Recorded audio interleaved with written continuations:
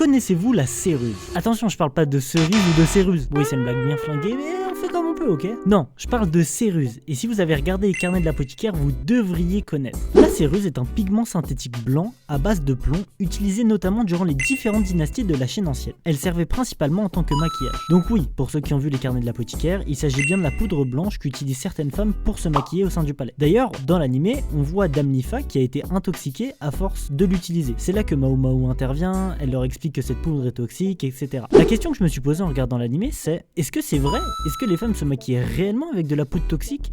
Et surtout, est-ce qu'elles étaient au courant? Déjà, il faut savoir que la céruse et sa toxicité sont connues depuis l'Antiquité, puisque des auteurs de la Rome antique parlent du plomb comme rendant toxique l'eau des tuyaux. Et pour rappel, la céruse contient beaucoup de plomb. Alors pourquoi les femmes de la Chine ancienne l'utilisaient? En Chine et dans d'autres pays asiatiques, avoir la peau blanche est un signe de richesse. En effet, historiquement, avoir une peau bronzée signifiait travailler dans les champs et donc ne pas être riche. Ça, c'est plutôt connu d'ailleurs. C'est pour ça que les personnalités asiatiques ont souvent un teint blanchâtre, même aujourd'hui. Il n'y a qu'à regarder les stars de K-pop en fait pour le voir. Ainsi, à cette période, les hommes et les femmes riches se maquillaient pour souligner leur statut social. C'était pour se différencier des paysans et du peuple, quoi. Donc oui, on mettait en jeu sa santé pour mettre en avant son statut social, littéralement. Et on l'utilisera pendant encore plusieurs siècles, puisqu'elle sera utilisée après en Europe, à Venise notamment. Comme quoi, on a mis bien du temps à évoluer. Je parle d'anime et de manga tous les jours, donc si ça t'a plu, n'hésite pas à t'abonner.